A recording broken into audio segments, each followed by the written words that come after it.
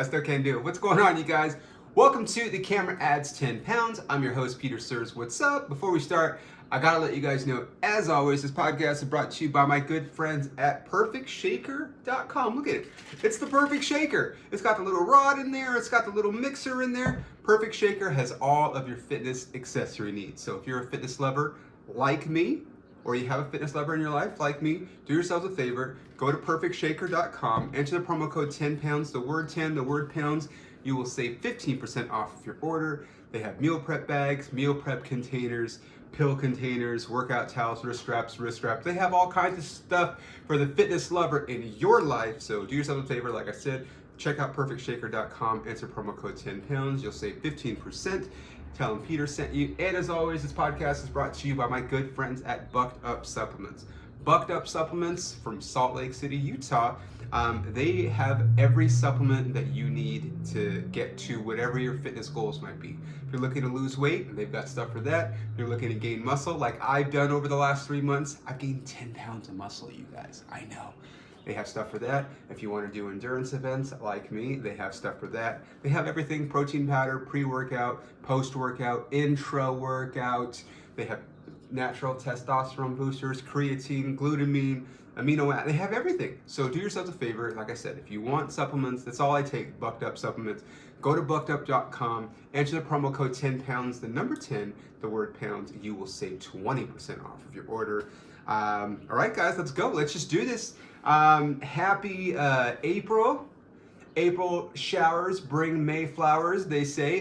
It hasn't rained yet, knock on wood, but it rained this weekend, the last weekend of March, so we'll see. They actually had to stop the Dodger game the other day because there was a rain delay. Who would have thought? That doesn't happen very often. I don't know how many times it's happened in the history of anything, but it hasn't happened a lot. But anyway, hopefully you guys liked the podcast last week. We're on video now. This is my temporary setup. Once we get into the new office, I'll have all my decorations up again, and you guys will be like, oh wow, that's cool. But right now, just got the green screen, NBD. It's April, man. So that means we've already gone through the first quarter of the year. I know. First quarter, fucking done. And if I'm being honest, dude, I had a really busy first quarter. I got sick, as you guys may or may not know. I got really sick, and I don't know what I had, but I still have the remnants of whatever I had. I had fever, chills. I had something in my chest. I don't know if I talked about this last week, but when I was in Florida, the last night I was there, I thought someone had slipped my drink, dude. Like, that's how fucking, I was having, not chest pains, but, trouble breathing, and I'm like, am I just really high, or what? And I just wanted it, I wanted the night to be over, dude. And I was in this shitty hotel. It wasn't a shitty hotel, it was just an old hotel, but kind of also a sad and depressing hotel. I talked about this before, but I go places. Sometimes I book my hotel depending on where I'm going. Sometimes, the club puts me up somewhere. Sometimes I get to stay in really nice hotels when the club puts me up. Sometimes, places that I'm like, well, I'm not bringing a girl back to this place. And that was definitely one of them where I was. Plus, it was haunted. But sometimes I stay in hotels that are just so depressing that when I'm there, it's just yeah. This is why guys kill themselves on the road. That's how I felt when I was at that hotel in Florida. I'm not going to name the name of the hotel because I guess people like it. It was apparently, it was St. Patrick's Day weekend when I was there. And I guess that's a big thing there. They had this big parade and the street fair and all this stuff. I don't know, but I left a day early. So that tells you all you need to know about where I was in Florida, and I left a day early. So, do with that what you may, with that information what you may. It's April. I have a marathon at the end of this month. It's been hard over the last couple weeks because I still haven't been 100%. Like I said, there's something in my chest, so my runs haven't been great. I struggled through 16 miles this weekend. I don't know how well I'm gonna do in this marathon. Every time I run a marathon, I hope that I can get a personal best. I haven't gotten one since I ran the LA marathon last year. That was my best time. So I guess that's appropriate since that's my favorite marathon. But this marathon that I'm running at the end of this month, it's supposedly a very fast course. So I'm hoping that that means something. I don't know. Like I said, the last couple weeks I haven't felt great. Like my last run that I felt great, to be honest, was when I ran 10 miles in Florida a couple weeks ago, and then I got sick. So, that was the last time I felt really good. And part of it, I think, was just because it was the first time, from January, I was in Wisconsin where it was below zero. I was in, where did I go after that? Ohio, where it was like in the teens when I was there. After that, I went to Vancouver, and Vancouver was fucking, what was it? Like single digits, I think, or maybe in the 20s. I don't remember. It was very cold. I was very bundled up. And then after that, I went to Maine. That was single digit, and I was like in the teens. Then after that, I went to Montana, and that was fucking below zero at night. And then after Montana, where did I go? New Mexico, same thing. It was freezing.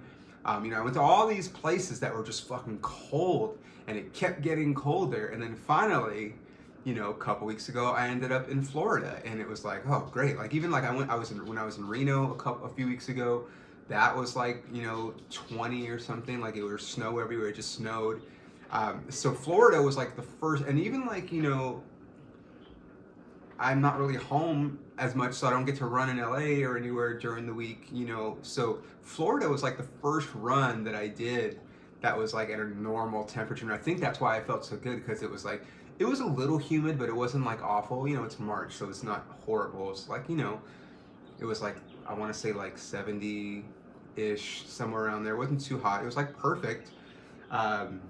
And I felt great. Like I was like, wow, this is the first time I've ran in like decent weather in like a long time. So that was great. But that was the last time I felt good on a run. So hopefully I've got less than 4 weeks to go to this next one. I'm hoping, fingers crossed, like I said, that I do well. If not, it's whatever, man. I posted, I don't know if you guys follow me on social. Hopefully you do. See, told you, still not feeling well. I posted a clip, I don't know when you're gonna hear this or watch this, but I posted a clip on Monday, I guess that would be, of this week. Yeah, April Fool's Day.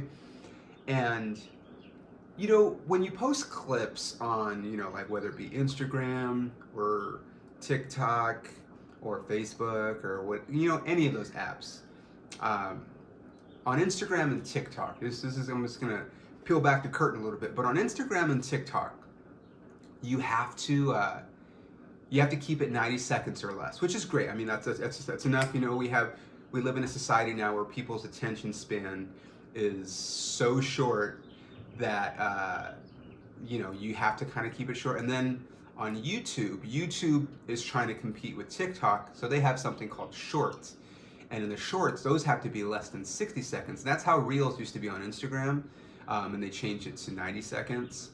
And then if you're famous, you could post longer. I don't know. It's really weird. I'm not famous enough. I need more followers, I guess. Follow me on social, on Instagram, at Peter Sers, if you're not following me already. But that's SCRS, by the way. And my point is, you got to just like, you put a description on it, and honestly, a lot of times people don't even read the description, the caption, whatever, and you try to set up a context. Sometimes like the bit that you post, the context kind of takes care of itself because it's very clear. But sometimes maybe there's been crowd work that's happened before, or just things that have happened, and you're only playing a microcosm of what the people are watching. And so in this clip, I'm doing this bit about, and I don't really do it because I like it, it's really entertaining, but it just doesn't really fit anywhere in my act, which is why I did the specific show that I filmed, because there were bits that I wanted to do that I don't really get to do, but I wanted to post them, so you'll see the bits over the course of time, if you follow me on social. But so in this bit, and I talked about this on here, I think, but like, I hate, and this is one of the reasons why I started this podcast. As you guys know, I work out a lot. I'm very health conscious. I eat well. Like, I am 44. I'm almost 45. Gosh, that's so fucking weird when I say that. I really, it's really weird for me to say that because I don't know what I thought 45 would feel like, but I definitely don't feel that way. Like, other than like, and part of it is because I've been sick, but like I've been sleeping a lot more lately, or just been like my energy has been down, but it's because I've been sick, obviously. Um, like, I haven't been working out super early lately. Like, I've been working out a little bit later in the afternoon. I work out like at noon today. Like, anyway, whatever.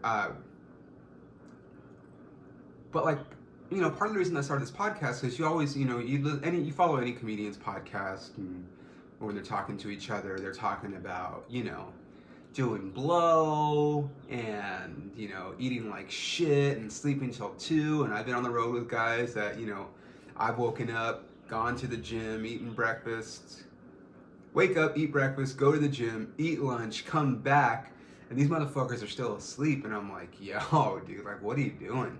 Like, I couldn't sleep until 12 or 1 or 2.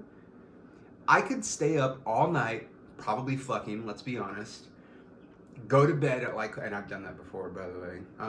Go to bed like at 4, 4:35, and I'd still end up waking up 8 o'clock, 9 o'clock. I'd be tired that day, but like, if, I was fucking, it's like, all right, well, you deal with it. And then you just go to sleep at a normal time the next day and kind of catches up, right? Like, you're caught up.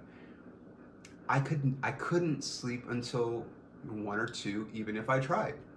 I would probably just stay up all, like, I mean, there's been times, and that, I never know why. I've noticed, and, I'm thankful for it, because I'm living the life that I'm not completely living the life that I want to live, but I'm getting closer and closer. But, my point is, like, I've traveled to the East Coast, 3 times in the last few weeks. And, it's one thing to go to, like, Central Time Zone, Mountain Time Zone, you lose an hour, gain an hour, whatever, couple hours. But when you go to the East Coast, 3 hours ahead, and you come back and you lose 3 hours, but the sleep is like, it's tough, dude. And then traveling sucks, and like, for whatever reason, I don't think I've had a direct flight to the East Coast in any of the flights or on the way back. So it's like you're in the airport for, an hour or 2, and I've been fucking having Southwest flights get delayed, and I'm at the airport more. It's just like, travel does take a lot out of you, which is why I'm glad that I take care of myself. But I still feel like, not necessarily jet lag. I know people are like, oh, I'm so jet lag. It's not even that. Like, I'm literally just, my body is, my immune system is down. Like, I'm not as strong. That's why, it's important to me to eat well. It's important to me to work out when I go on the road. I've been drinking a lot of electrolytes. I've really gotten into electrolytes, especially since I started running, and I figured out the hydration system for me running marathons requires more electrolytes. And I've been reading a lot of Andrew Huberman, who's, big health podcaster, a lot more popular than my health podcasting. But he talks about like the importance of electrolytes and stuff like that. And there's the other guy, the Dr. James Neopol or whatever. He tweets a bunch of stuff, and you're like, oh yeah, okay. So anyway, electrolytes, very important, and I've been trying to, but like, just, there is a lot of wear and tear on the body when you travel like that, and that's why, I talk about all the time, I've talked about multiple times, but like, between wrestlers and like baseball players, like the guys that are on the way up, right? Grinding it out, the lifestyle that we all, from comedians to wrestlers to baseball players, it's very similar. Even like, you could even take it a step further and say like musicians, that are traveling and performing, like, it's a tough grind, man. And I understand, like I said, why guys kill themselves, but I also understand, why, why people get, start doing blow, or start doing, Prozac, or even like why they start doing uppers, they take Adderall or Ritalin. Like, it's, and I'm guilty of it too, because I drink a lot of caffeine. But I think of all the evils, I think caffeine is not the worst. And obviously, I do marijuana at night because I can't sleep. Maybe because I drink a lot of caffeine, but I don't know. But anyway, yeah, it's just it's great that I've been able to travel, like, and I'll keep going to the East Coast as long as they keep booking me. I know I'm going. I just booked a gig in Nova Scotia, which is East Coast, but like also like far. But I'll probably stop somewhere in between and do some shows. And anyway, but I'm very excited because I heard Halifax, Nova Scotia is very exciting, and I'm also going to go back to Florida later in the year. I'm going to be in Vero Beach. I would like to get booked there during baseball season, so maybe I can check out a minor league game and go to where the Dodgers used to play, Dodger Town. But even if I don't get booked during baseball season, I'll still go to Dodger Town because that's historic. I don't know if you guys know this, and we'll get into some Dodger talk in a second, but the Dodgers, spring training as we know it, was started by the Dodgers. I know, like Walter O'Malley. So I've probably talked about this on my old Dodger podcast, so if you're coming here from there, you probably heard the story, but some people have not. But spring training, as you guys know, half the teams train in Florida, the other half of teams train in Arizona, and the reason being is both of those places are warm climates in February, March, so you can get your workouts in, and that's why they do it, right? And they also, all the teams train in Arizona and Florida, and then they all play each other because you can drive to the fields. If you're in Arizona, you can go from Glendale to Goodyear to fucking Peoria. Like it's an hour drive, 45 minutes. Florida, sometimes the drives are a little bit longer, but that's kind of the point. And you get on your bus. But spring training, as we know it, was invented by Walter O'Malley because in the old days, all these baseball players, especially before baseball moved, far west like we know it is now, which was also pioneered by the Dodgers. The players used to, if you played in Brooklyn, then there's a pretty good chance that in the off season you lived in Brooklyn and you worked at a furniture store, or you sold cars, or you helped out at the grocery store. Like can you fucking imagine, dude? Like, I don't know if you guys know, but Mookie Betts last week worked like the drive-thru at Raising Cane's for like an hour. The one in Azusa, by the way, which I've been to many times on my way home at night, on various nights, especially like on Fridays and Saturdays. Dude, can I tell you this? I don't know if I talked about this on this podcast or not, but I love Raising Cane's. This is gonna be a secret between me and you, but I love Raising Cane's. Now I don't have it a lot. Like, it used to be my, as you guys know, I have been running marathons, and I'm always seems to be training for a marathon, and then something gets pushed back or whatever. But anyway, I do my long runs on Saturdays or Sundays, and depending on where I am, for a while there, my night before my long run, pre-long run meal was Raising Cane's. I don't know how, actually I do know where it came about. It came about because when I was working at MedMen, I would get off, 10 o'clock, 10:30, and come home, and it'd be like, 11:30, 12 sometimes. And, oh, by the way, I don't know if I can tell this fucking story. I'm gonna tell this fucking story, dude. I don't fucking care. This is my podcast, okay? First of all, but anyway, Raising Cane's on Fridays and Saturdays stays open till like 1 o'clock, 2 o'clock, or whatever. And then one night, all that like sounded good, and as you guys may or may not know, damn it, there goes my backdrop. Sorry guys, I'm gonna put this back up really quick. Oh man, fucking green screen. If you're listening at home, my green screen fell, and I'm gonna have to fix this, otherwise it's not gonna look good. God damn it, this is real time here. We're gonna edit the video part out of this. Maybe not, I don't know. What was I talking about? Raising Cane's. So sometimes, depending on what time I'm coming home, I want to get to sleep when I come home. And so I'll take an edible while I'm driving home at a certain time to time it, like, all right, I'm going to be home in 30 minutes. I'll take my edible now. It won't kick in until, you know, 45 to an hour. Sometimes it takes longer, but that's kind of like the safe. I don't like driving stoned. I don't condone driving stoned. I know I posted a joke about driving stoned on accident a few days ago as well.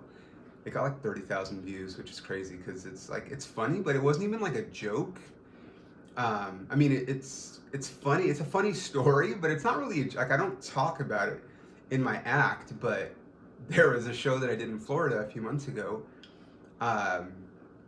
Shout out to Side Splitters in Tampa, or Wesley Chapel, which is basically Tampa, but not really because, anyway, it's like 30 minutes outside of Tampa, but anyway, I don't know how we got on it, but there's this, I didn't post the whole, again, it's out of context, you can only post, 90 seconds of a clip, but I post this clip where this guy in the audience had just told a story about eating gummies. Or not, he didn't post it, he told me, like, I'm literally on stage performing, and he's like, oh, let me tell you about this time I took a gummy, and I'm like, okay, and he's like driving, and his wife's like, well, what, did you take a gummy? And he's like, no. And she's like, you did take a gummy. He's like, okay, I took one. Why you ask? He's like, because you're only going 10 fucking miles an hour on the freeway or something like that. And I was just like, okay. It was, I mean, the story was fine, you know what I mean? But like, I'm performing, not trying to listen to this fucking guy's story. So I'm like, you know what? That's a shitty story. I'm going to tell you an actual story that's way funnier. And so I tell the story about when I ran the LA Marathon last year, and I had Raising Cane's that day, by the way. I took an edible, but like, I had the show, my show was like in Lancaster, I think. And a little bit, Lancaster. And it went a little bit later, and I was headlining, and Lancaster is a little bit further than I thought it was. I probably, looking back, shouldn't have taken the show, but it was an opportunity to headline, and I never turned down an opportunity to headline, long story short, I was going to get home a lot later than I would have liked, and I had a marathon the next day. So I took my edible way earlier than a half hour because I wanted to get home and literally go. I already have my stuff ready for the marathon. And the joke is much shorter than this, or the story that I tell on, if you haven't seen it already. But, and I get off the freeway, and right when I get off the freeway, I get pulled over, and I'm like, fuck, dude, like, I cannot get a DUI. Like, that will ruin my life, maybe? Like, possibly, do you know what I mean? And I'm like, I can't get a fucking DUI. I can't get a fucking DUI. And the officer pulls me over, and I'm not swerving or anything, at least I don't think so, and he pulls me over, and, for those of you guys that don't know, but I drive a Kia 2017, it's fine, like, it's a decent car, it gets great gas mileage, when it's clean, it's nice, it's a nice little, economy car, like, it's gotten me very far. Like, I really enjoy it, and I got it specifically because I knew I was going to be going on the road more. I needed a good economic vehicle with good gas mileage, and that's exactly what I've driven that car coast to coast, literally. So anyway, he pulls me over, and I'm like just trying to act normal. And luckily for me, it's one of those instances where I'm on the driver's side, and he pulls over and he walks to the passenger side, so he can't see me. It's dark. It's like after midnight. And he's like, oh, I pulled you over. And I'm like, honestly, I don't. I know I wasn't speeding. I just got off the freeway. Like, I'm almost home. He's like, I pulled you over because your back light is out or whatever. I'm like, Jesus fucking Christ, dude. Like, of course it is. You know what I mean? I was like, oh, sorry. He's like, where are you coming from? And I'm like, oh, I'm coming from work. And, he's obviously probably like, where does this fucking guy work? He's coming home at 12 o'clock on a Saturday. He's like, what do you do? And I'm like, I'm a comedian. And I was like, I'm going to be honest. I'm probably going to talk about this interaction on stage, at some point. And he's like, okay, well, he's like, you can go ahead and go get that light fixed. And I was like, oh, thank God. Thank God he didn't I don't know.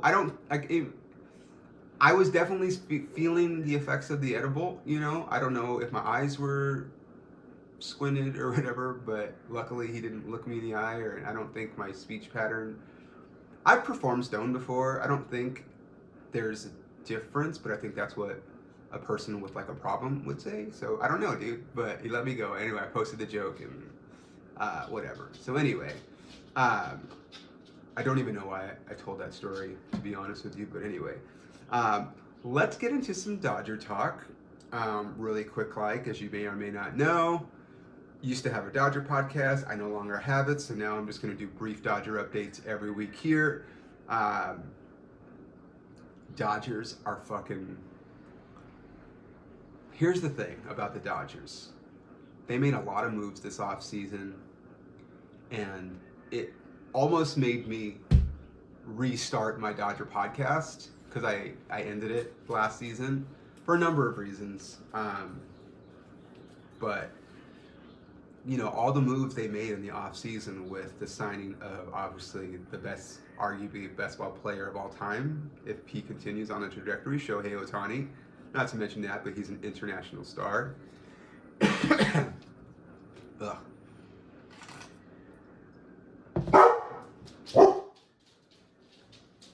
Then they go out.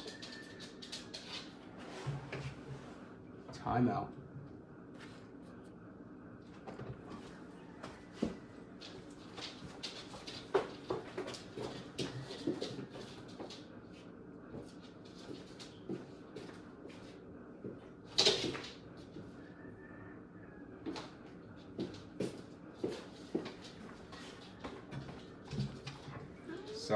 Sorry. Dog starts barking. I never know what the fuck's going on. Dog just barks for no reason sometimes. Anyway, the Dodgers go and sign huge player Shohei Ohtani, and they go out and get Yoshinobu Yamamoto, which is Japanese for Steve Smith. I don't know if you guys know this, but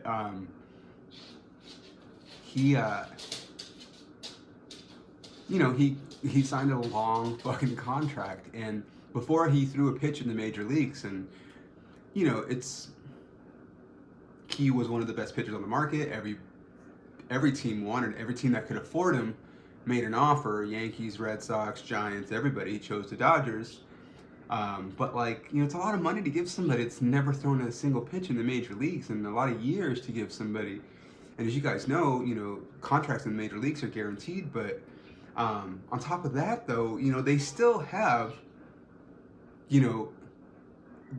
two of the top five. I mean, now they have three of the top five players in the major leagues. You see the list of best players. Mookie, Freddie, and Shohei are in the top five. And if there's another list, maybe Freddie comes out of the top five, but they definitely have three players in the top 10. And then if you look at those lists, Corey Seager and Yordan Alvarez are also on there. So that's 5 Dodgers or former Dodgers on that fucking list. And if Walker Buehler was healthy, he might be on that fucking list too. So anyway, but then they go out and they already have those guys. They already have Will Smith. They already have Max Muncy, fucking all-star. Chris Taylor, who didn't really play great last year, but also an all-star. Super utility guy, Kike Hernandez. Shout out to Kike, even though he fucking had me blocked on Twitter. My old Twitter. I'm not blocked on my new Twitter, so maybe Kike and I will be friends. But then they go out and get a guy like Teoscar Hernandez, who is a fucking stud, but just kind of under the radar. And this motherfucker's tied for the Major League in home runs. They go out and trade for Tyler Glasnow, who's fucking lights out, dude. They still have Bobby Miller, who is a potential Cy Young candidate, and he fucking shoved the other day, 11 Ks, 6 innings, dude. I'm talking he threw a changeup that broke 2 feet, and the fucking guy swung at it and just looked like a little leaguer that had never seen a changeup before. And then he throws hard, and he's painting the corners, and he's not only able to overpower people and rear back when he needs to, but he's also learned how to pitch and how to finesse a little bit. You see him with his breaking stuff, and it's just holy fuck, dude. The Dodgers pitching staff, the started pitchers have an ERA under 2. So it's only, it's only a week into the season, 7 games. Dodgers are 5-2, not a big deal. And to be honest, they're not even playing at all. So, they're kind of had some sloppy defense. They've left a few too many runners on base. They've, they've been playing well enough. They're talented enough to be able to still win games when they're not playing their best, and they're deep enough that, Shohei hasn't had a home run in 7 games, which I don't know if that's the longest streak he's ever had. I don't have someone to look that up for me, but it's not nothing, but they're still winning. And they're playing the Giants this week, and I fucking hate the Giants, and, but it's really exciting to watch. And to think that they still have guys like Walker Buehler coming back. They still have Clayton Kershaw, literally the best pitcher I've ever seen ever, coming back. They've got Dustin May coming back. Like, they've got Blake Trinan coming. Like, it's like they're just gonna keep fucking throwing dudes out there. And then next year they have Gonsolin coming back. They've got Shohei gonna pitch next year. I mean, like, for all intents and purposes, this is Clayton Kershaw's last year.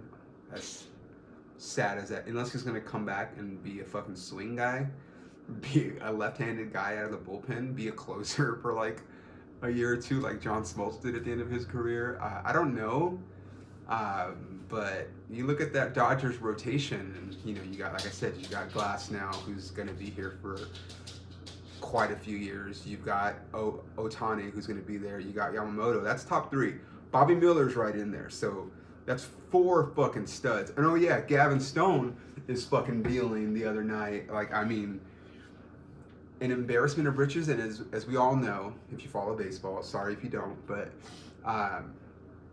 you can never have too much pitching. The Dodgers last year got killed in the postseason because they just ran out of arms. They were overly relying on Kershaw because everybody went down, and so now they're like, all right, well, we're just gonna fucking stockpile. We got May coming back. Oh yeah, we have Yarbrough, who we traded for last year, who's a fucking stud.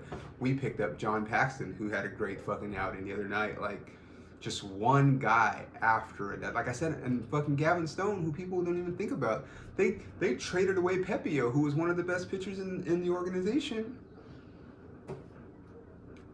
Prospects at least.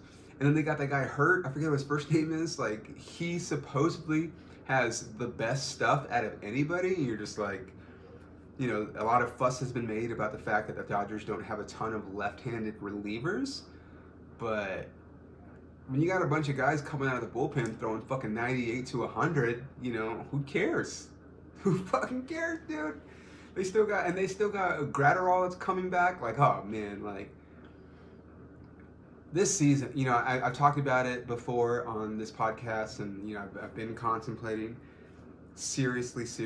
I was all set to move to Austin, and then I didn't. And I say everything happens for a reason. I got to be here and go to the private Justin Timberlake show and see the NSYNC reunion when it happened, and just all those things kind of lined up perfectly.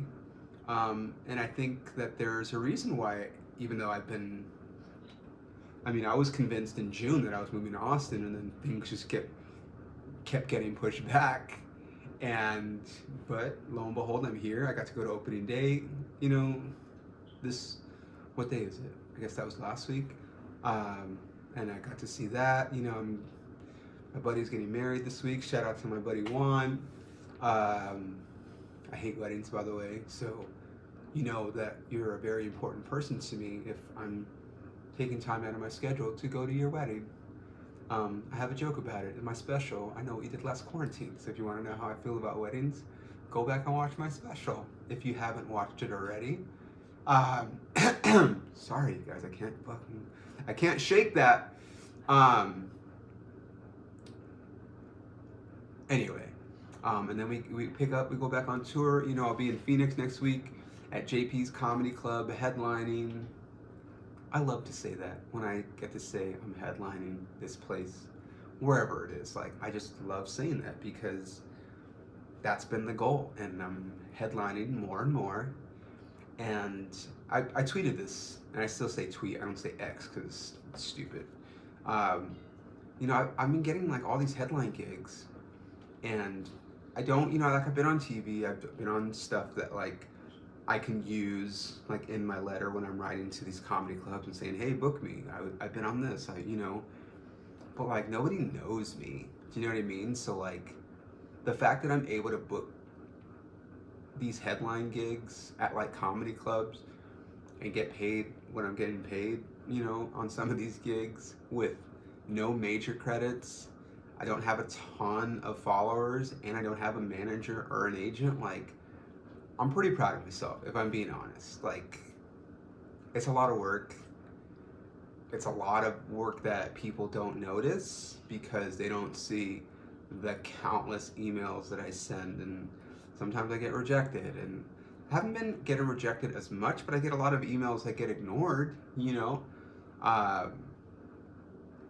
and some of them are places that I've been to before that, I've talked about it on here before, but like, finish the weekend, the guy gives me my check, good job, blah, blah, blah, email me in 6 months, and then I email them, and then I never fucking hear back from them. Like, I've had several people look me in the eye, tell me they're gonna bring me back, and then not return my fucking emails. I know I shouldn't take things like that personally, but as just a human being and a man, like, if I tell you as a man that I'm gonna do this for you, and then I just ignore, like, I don't know, dude, there's something to that doesn't sit well with me. So I remember these things, and I take notes, and I've talked about it a million times on here. I plan on being much bigger than I am, and when I get to a place where I have more leverage, there's gonna be places that kind of shoo me aside right now and dick me around. And I just emailed one of the clubs yesterday, and they emailed me back, like, and they email me back, so I'll give them credit on that, but they're trying to, they don't want to pay me. There's actually been a couple places that don't want to pay me what they paid me before, or, they're paying me less than I know they're paying somebody else that's been there. And that's fine, but like, these are all notes that I make, and then when I have the leverage, I'm gonna be like, oh, hey, remember this? Fuck you. But I need that leverage. I don't have it yet. So anyway, keep sharing my content, you guys. That means clips, podcasts, tweets, retweet, all that stuff. Everything you share helps my content get in front of people that may not see it. I think they say, no matter how many followers you have, you get about 10% reach. So think about that. So, and I don't think it's even that much, because I can tell you this, like, especially like on Instagram and Facebook, if you post like a flyer with like, or anything like with graphics, the algorithm, did I say that right? Algorithm recognizes it as you're promoting an event, a thing, and they will bury it in the algorithm. So they say 10% of the people see it. So like in my instance, I think on Instagram I have like 3,700 followers or something like that. That means every time I post something, maybe 10% of the people see it. And of those people, if it's a promotion for something, maybe 2% of the people see it. And so it's like, that's why I got to keep posting it. And if people see me posting about shows and they're like, oh, we get it, you have a show and this, it's like, yeah, dude, but you don't understand. There's a lot of people that aren't seeing these posts.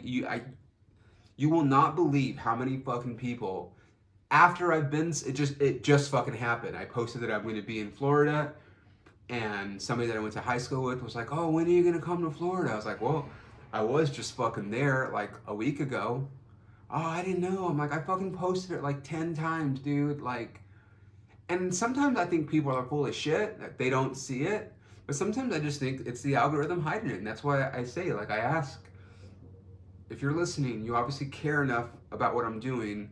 You see me post something, just fucking share it, dude. One day I won't need you guys to share the shit, okay? Like, I'm telling you, like, I posted a clip the other day and it got like 30,000 views, not one share, which doesn't make any sense. And then yesterday I posted a clip, and it's gotten like 3,500 views so far, which is a lot better than a lot of my clips do for some reason. But that one has like 15 shares. So it's like, okay, so I got 30,000 views on a clip with 0 shares. That means none of my friends or family shared the clip. That hurts my feelings a little bit, I'll be honest.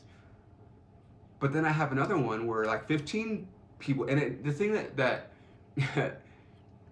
I appreciate when people share my content, whether, like I said, whether it's podcasts, whether it's clips, whatever. I want you to share my clips because if I post it, I know it's funny, and it's funny for different reasons. But when people share stuff and I see that they shared it, I thank them because that means a lot to me because you're helping me. It doesn't cost you anything, but you're helping me. And I'll thank them. But like sometimes people share my stuff and then I don't know they shared it and I don't get an opportunity to thank them. So if you've shared a clip or 2 or 3 or 10 of mine, thank you. I appreciate it. Keep doing it and tell your friends to do it. That's how things go viral. I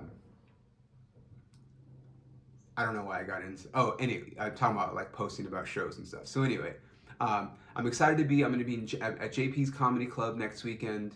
I'm also going to be in Kingman at the Sundowner.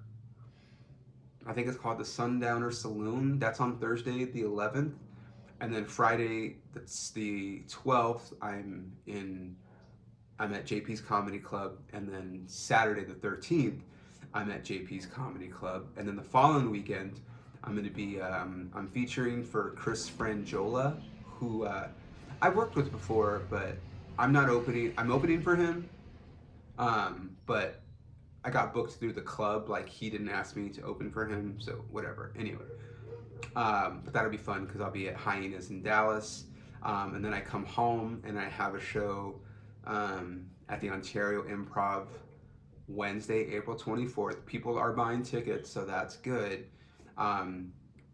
If you see me post, please share so that people can see. I know there's gonna be people and this is gonna be my last show in Ontario. I do not know when I'm coming back, so I might be moving to Austin. Timeline is still a little fuzzy because I have a bunch of shows here on the West Coast.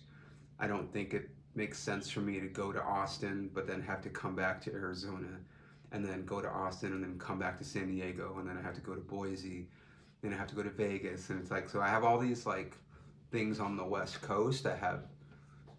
This is where I'm going to be over the next few weeks and months. So next week you got me in Phoenix. The following week I'm in Dallas. Then I'm in Ontario. And then a week later I'm in Tucson. Week later I'm in San Diego. Week later I'm in Boise. Week later I'm in Vegas. Week later, I think I'm going to Austin that week, the first week of June. That's the plan, to just go there for a few days and maybe look at. I know if I move to Austin, I kind of have my place picked out, but there's a few other places that keep popping up now because I've looked up, and you know how the algorithms are on Facebook, and I'm like, maybe I should go check this out. So I'll probably go look at a few places, do some shows.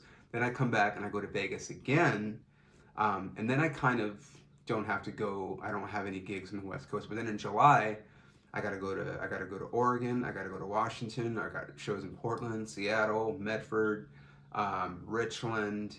So I'll be in the Pacific Northwest, but I might be in Austin by then. But I don't know. But I do know that no matter what, this will be my last show in Ontario for a while. Because you know what it is, you guys. I'll be honest. I grew up in Ontario, and a large part of who I am is based on where I grew up. You know, like growing up around the people that I grew up around, growing up in the neighborhood that I grew up in, you know, seeing some of the things that I did growing up. Like, you know, I tell the story. Actually, I don't know if I told it on this podcast. My best friend, Eric Dunn, we were, I want to say, in 7th grade. It could have been 8th grade, but I'm pretty sure it was 7th grade. I really don't remember, to be honest. Eric Dunn can correct me with this, but we're walking home. So Eric Dunn, I lived on Calavera Street, which is a big gang, and he lived basically like the street that I lived on, you went down, and it wasn't a dead end, but it was like a cul-de-sac kind of, but it turned into another street. So as the street turns, you go like maybe a block, and then Eric lived like right on the corner right there. Uh, and Basically Del Norte and El Morado, is that the name of the street? Eric can correct me on this, but anyway, I mean, like, we lived a 3 minute walk, maybe a little bit longer than that, but so we would walk home together from junior high, and we're walking home one day, and you hear that these guys like from the high school, like gang members, Southsiders, are gonna come and like beat up some of the Northsiders, but we didn't really have Northsiders at my school. Like, I lived in Northside, but like I never gangbanged because why would I do that? Um, but there was a couple guys that were like Northside adjacent, and so we're walking home, and all of a sudden we see this fucking car full of cholos pull up, and we're like, oh fuck, and they start jumping this fucking kid that we like kind of knew. He wasn't like a friend, so do not get it twisted. He was walking, he was 100 feet in front of us or something, but we saw these guys jump this kid, and we weren't gonna stick around to see if they were gonna jump. We fucking took off into the alley, ran. I think we ran back to the school. Now that I think about it, called my mom and be like, "Hey, mom, just fucking come pick me up." Blah blah blah. I think that's what happened. But also, like, I grew up in an era where people would get jacked for like their British Knights. Remember BK1 or BK? Is it called BK1? British Knights. People get jacked for their Jordans. People would get jacked. Like, I grew up in the era, where you would wear like a parka, like, it'd have like a cool, like, Chicago Bulls parka or Raider. We couldn't wear Raiders at school because that was gang related, but I had a Dodger one, and I'm on mine, and I had it on that day, and I'm like, I'm not getting fucking jacked for my Dodger parka, dude. You can go fuck yourself. So we just took off and ran, and we were scared. Like, I never really, like, I'd seen stuff like that before, but not like right up close, like, and there's nobody around, and like, you know what I mean? So anyway, that's how I grew up, dude. So my point is like, I've always had like a little bit of an edge, a chip on my shoulder, and when I'm on stage, like, I think a lot of that comes out. I make it funny, obviously, but like also like it's just important in how I grew up. Like, we had riots at our high school, and so it's like, so being from there, like, I always have a sense of pride of where I came from, and which is also why when I'm on stage, I always make it a point to tell the story about how I grew up, and where how my dad used to abuse me, and make fun of me, and also but how he got addicted to drugs, and because I feel like there are other people that share similar stories, and seeing how I'm using that to do well and make light of it, obviously, but like like I'm doing something with it. So many people use the kind of circumstances that we grew up in, and they use it as an excuse as to why you know they're addicted to drugs, or they're fat, or I mean, there's a million different things that they blame on that, and it's just like, I'm a fighter, dude, and like, it's a big part of where I'm from, so I love performing there. But also, like, I just know so many people, like so many people that know me personally in that area and know where I came from as well, and they came from the same place, and they see me going to Maine and going to Florida and fucking hanging out with famous people, and it's just like, not that I have this glamorous life, but like, it's different than a lot of their lives. And so I love performing there because it's like, this is where I'm from, and I want you guys to be proud of me because I do represent, like, and if I make it, I mean, there's gonna be some people that I don't fucking talk to anymore because they don't support me or whatever, but like, there's gonna be a lot of people that like, that are ride or die, that like, I want to share whatever I end up having with, like, having like an entourage, or just like representing, you know what I mean? Like, I want to be like Anthony Munoz, who was like, Hall of Fame football player that went to our high school, and like, everyone was like always so proud that like they were his cousin, or they knew someone that was his cousin, and he's like, he's a local hero, and I want to be that for my community. So whenever I perform in the Ontario Improv, it's always like, it always means a lot to me too, because I know there's people there that knew my mom and my dad, and then also that was the first comedy club that I ever went to. And I remember being at that comedy show. I'll never forget this. I'll tell you who was on that comedy show. The openers, I'm forgetting one of the openers, but I know for sure Kid from Kid and Play, Chris Reed, was one of the openers. Ken Jeong, who went by Dr. Ken back then, was one of the openers. And the headliner was Jeff Garcia. And I had never been to a comedy club. I grew up watching Def Comedy Jam and whatever, but like I never actually been to a comedy club. And so to see it like in it, and Jeff Garcia is a crowd work comic, what I know, whatever. He's a crowd work comic, so like it's off the cuff, allegedly, whatever. But it was great, dude. Like I was just like, this is so fucking fun. Like, and I always in the back of my mind would have loved to like do it, but was so scared and just not even knowing where to start, but afraid of getting up there and eating dicks, and which I've done plenty of times. But to think of that, like I went from that, and now in a few weeks, like my name will be on the marquee, and everybody's buying a ticket to see me. Like that means a lot to me, and I'll never take that for granted, because honestly, like they don't give shows to just everyone at the Improvs anymore. After COVID, it's a lot harder to get your own night there, so hopefully if you're in the Inland Empire near Ontario, you can make it on April 24th. Lastly, I guess we can get into some Diddy stuff. Holy fuck. Cat Williams went on that rant a few weeks ago on Shannon Sharp's podcast and was talking about people that are going to get brought down, and he mentioned Diddy, and Diddy fucking, the Homeland Security raids his house, and he's wanted for sex trafficking, and maybe there may be some underage girls, or he's wanted for soliciting narcotics and gang rape, and you're just like, what, dude? And Cuba Gooding Jr. is involved, and this guy who goes by Lil Rod is accusing Cuba Gooding Jr. of groping him, which I just think is ironic because he goes by Lil Rod. So like, was Cuba Gooding Jr. like trying to grope your rod? I don't know, dude. But it's all fucking bizarre because Cat called it, and now Diddy's out there, and he still may or may not have had something to do with Tupac's murder, and you're just like, dude, this is so wild that all these conspiracy people are talking about this ring of pedophiles, and then now Diddy's getting raided, and you're just like, who else? Like, was he affiliated with Epstein? Like, I don't fucking know, dude. Epstein didn't kill himself, by the way. I'm sure Diddy won't kill himself either, but holy shit, dude.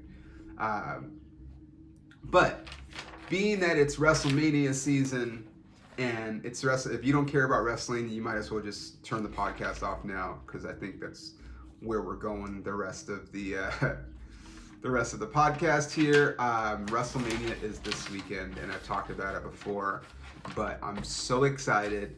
I'm gonna miss the live feed of night one because I'm going to my buddy Juan's wedding.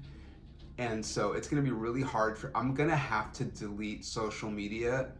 So Juan, I'm sorry if you're listening, but I'm not gonna be able to post anything about your wedding until the next day. Because if I go on social media, the second the match is over, they fucking post the results, and I don't wanna see that shit. So I'm gonna delete my Instagram, my fucking Twitter, my Facebook while I'm at the wedding. And then when I come home from the wedding, I'll watch night one. And then Sunday's night two, so I'll be watching that, hoping that my boy Cody fucking takes home the gold. I hope he does, dude. Like, he's such a good guy. Like, The Rock is back, and just hilarious when he's doing his fucking promos on the mic, dude. But I really want Cody to win just because he's a good fucking, I told the story, but he's just a good dude. But so, WrestleMania predictions. Night one. You've got a match between Rey Mysterio and Dragon Lee, who's like the next Rey Mysterio, fighting Santos Escobar and Dom Mysterio, Rey's son, who they fought last year, Rey and Dom. Something tells me, so Dom, if you guys don't watch wrestling, And you're still listening. Congratulations. But so Rey Mysterio is one of the best wrestlers of all time. Definitely one of the best luchadors of all time, if not the best, representing 619 from San Diego. His son Dom is, like 24, kind of came up with his dad. A little bit of a Nepo baby, but like has gotten really good. And the storyline where, he disowned his dad last year and it was like a whole thing, but it really made him what's called a heel, like where everybody hates him. And that's what you want though. Like you're either a really good guy like a Cody Rhodes or everyone loves, or you're a hated heel like Roman, the champion, or like Dom, or you're just kind of somewhere lost in the shuffle and maybe people care about you, maybe they don't. So you, as a wrestler, like if people hate you that much, you're making money. And so there's this rivalry, but Dom is part of this faction called the Judgment Day, and there's a little bit of infighting going on, and now Dom is partnering up with this other guy who's in another faction. So what I foresee happening, it might not happen this weekend on WrestleMania, but I think that Dom's faction is going to turn on him because he's now linking up with some other people. And then maybe he reunites with his dad because his dad is, this might be his last WrestleMania. Who knows? Maybe they do one more together. I don't know. But I got to think that at some point he turns, his faction turns on him, and then everyone goes from hating him to loving him. So I can see an instance where him and Santos lose, and then his faction turns on him. I don't know, but that's what I honestly, this will just be a fun match because there's going to be some cool spots in the match. My theory is that Rey and Dragon win somehow. And yeah. Next match is Blacks versus Asians, apparently, where you have former champion Bianca Belair, you have Naomi, and then you have Jade Cargill, who is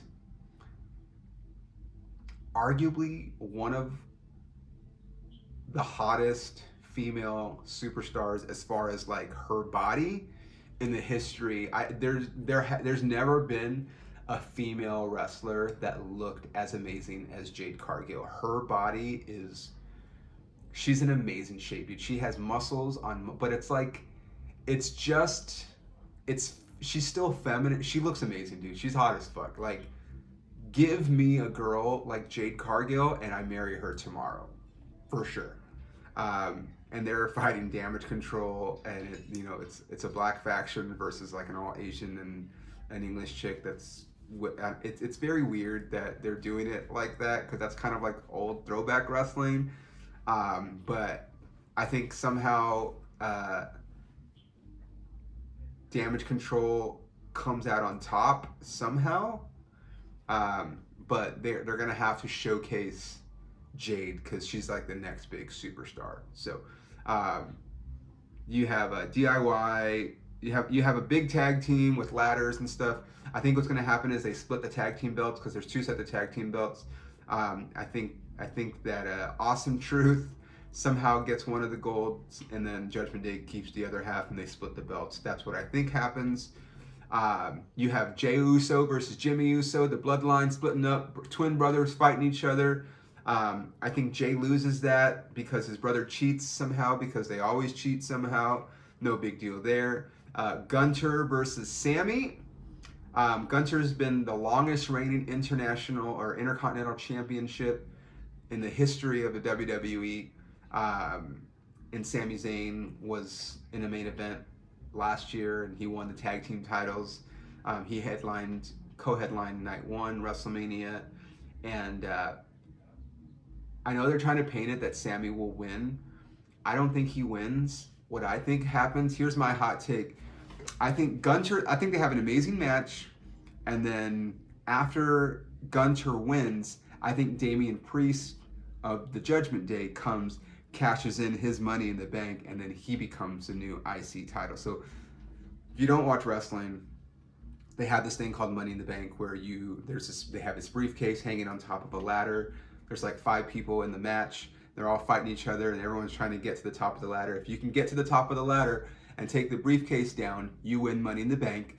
And then for the rest of the calendar year, you get an automatic title shot whenever you want. So people sometimes will come in after a match has happened and they cash it in, and this person's tired, and a lot of times they win because if a person has just fought for 20 minutes or 30 minutes, they're tired, and now this fresh person comes, cashes it, and they win the match. So that's what I think is going to happen, and that's how they take the belt off of Gunter, because he at some point, either very soon or a little bit later down the line, but he's going to be fighting for the world title that I hope Cody wins. But in the women's co-main event, you have Rhea Ripley, who's like the hottest female star in WWE right now, versus Becky Lynch, the man.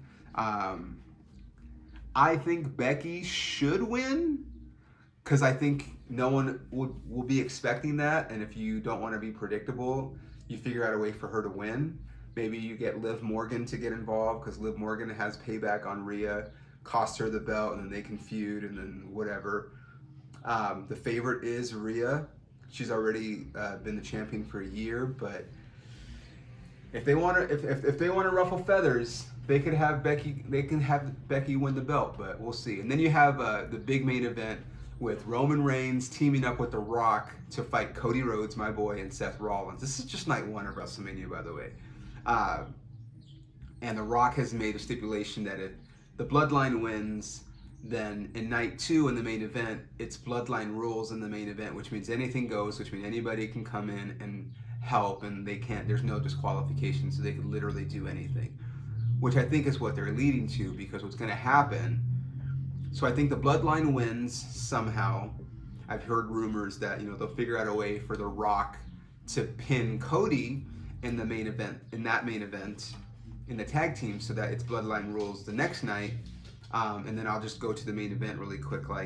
Actually no, so we'll pause that and then we'll go. So night two, you have another. You have the Pride versus the Final Testament. You got a bunch of black dudes against a bunch of white dudes, which is very old school WWE. I'm gonna be honest, I don't give a shit about that match. I don't care who wins. They should probably let the black dudes win just for solidarity.